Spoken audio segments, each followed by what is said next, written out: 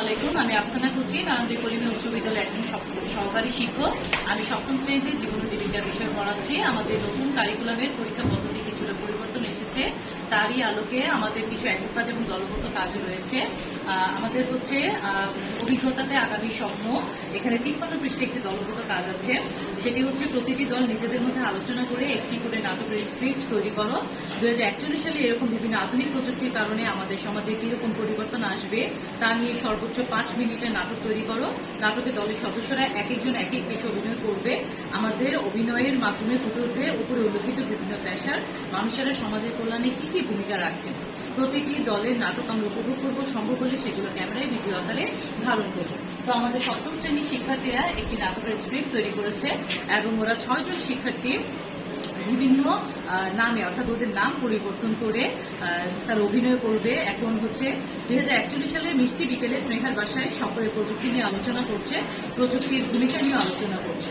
তো আমাদের সপ্তম শ্রেণীর শিক্ষার্থী সামিয়া এখানে স্নেহা হিসাবে কৃত্রিম বুদ্ধিমত্তার অভিনয়টি করবে। রাবেয়া বসরি হচ্ছে রাইসা হিসেবে ডিজিটাল মার্কেটিং নিয়ে অভিনয় করবে। রাবেয়া মুস্কান হিসাবে অর্গামেন্ট রিয়েলিটি নিয়ে অভিনয় করবে। তানিয়া হচ্ছে শ্রেয়া হিসাবে বিগ ডাটা নিয়ে অভিনয় করবে। মফিজুল রাতুল হিসাবে ইন্টারনেট অফ থিংস নিয়ে এবং ফাহাদ রোবট হিসাবে আমাদের এখানে অভিনয়টি করবে। তো আমরা সকলে আমাদের সপ্তম শ্রেণীর শিক্ষার্থীদের করা অভিনয়টি এখন উপভোগ করব। আমি রাবেয়া তার মুস্কান হিসেবে অগমেন্টেড রিয়েলিটি নিয়ে কথা বলবো। ধন্যবাদ। তুমি? আমি সামিয়া আক্তার স্নেহা নামে কৃত্রিম বুদ্ধিমত্তায় অভিনয় করব। ধন্যবাদ। আমি রাবেয়া বসরি রাইসা নামে ডিজিটাল মার্কেটিং পেশায় অভিনয় করব। ধন্যবাদ। আমি তানিয়া আক্তার শ্রেয়া নামে বিগ ডাটা অভিনয় করব। ধন্যবাদ। তুমি? আমি মফিজুল ইসলাম, আমি ইন্টারনেট অফ থিং নিয়ে কথা বলবো। ধন্যবাদ তোমাদেরকে। এখন স্নেহার বাসায় ওরা হচ্ছে গিয়ে একটা সুন্দর মিষ্টি বিকেলে প্রযুক্তি নিয়ে কথা বলবে। তো ওদের সকলের কথা আমরা সবাই মিলে শুনি। হ্যালো, সবাই কেমন আছো? অনেকদিন পর সবার সাথে দেখা। আমি বেশ ভালো আছি, কিন্তু ব্যস্ততার কারণে সবার সাথে দেখা করা হয়ে ওঠেনি। কিন্তু মুস্কানের সাথে প্রযুক্তি মেলায় দেখা হয়েছে। আমি রাতুলকে দেখলাম স্টলের প্রযুক্তি নিয়ন্ত্রণে দাম দেখাচ্ছি। দর্শনার্থীরাও বেশ আগ্রহ নিয়ে প্রযুক্তি নিয়ন্ত্রণ দেখছিল। রাতুলের কারণে আমাদের জীবন সহজ ও আরামদায়ক হচ্ছে। পৃথিবীর যে কোনো স্থান থেকে আমরা প্রযুক্তি নিয়ন্ত্রণ করতে পারি।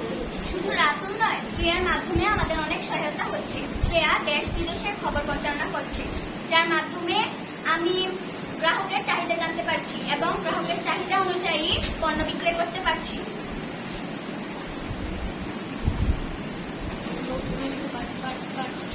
আসসালামু আলাইকুম। আমি সপ্তম শ্রেণীর একজন শিক্ষার্থী। আমার নাম ফাহাদ। আমি এই অভিজ্ঞতায় রোবটের নাটিকা হিসেবে পরিচালনা করছি। হ্যালো এভরিওয়ান, আপনাদের সবাইকে স্বাগত জানাই। Good afternoon. আপনাদের জন্য নাস্তা করে আপনারা আনন্দের সাথে একটি উপভোগ করুন।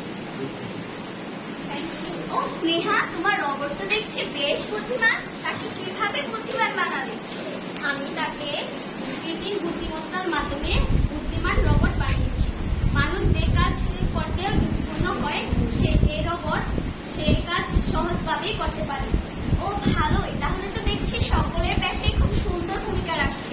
আচ্ছা, সকলের পেশা সম্পর্কে তো জানলাম। মুস্কান, তোমার পেশা নিয়ে কিছু বলো, আমরা সকলে জানি। আমার পেশার নাম হচ্ছে অগমেন্টেড রিয়েলিটি। এই যে আমার পরনে এই চশমাটা আছে, সেটি দিয়ে আমি আগের নতুন জিনিস সম্পর্কে জানতে পারি। এই যেমন আজকে আমি স্নেহার বাসায় এসেছি। আমি কিন্তু স্নেহার বাসার ঠিকানা জানতাম না, কিন্তু আমার এই চশমা আমাকে সেই রাস্তা চিনিয়ে দিয়েছে।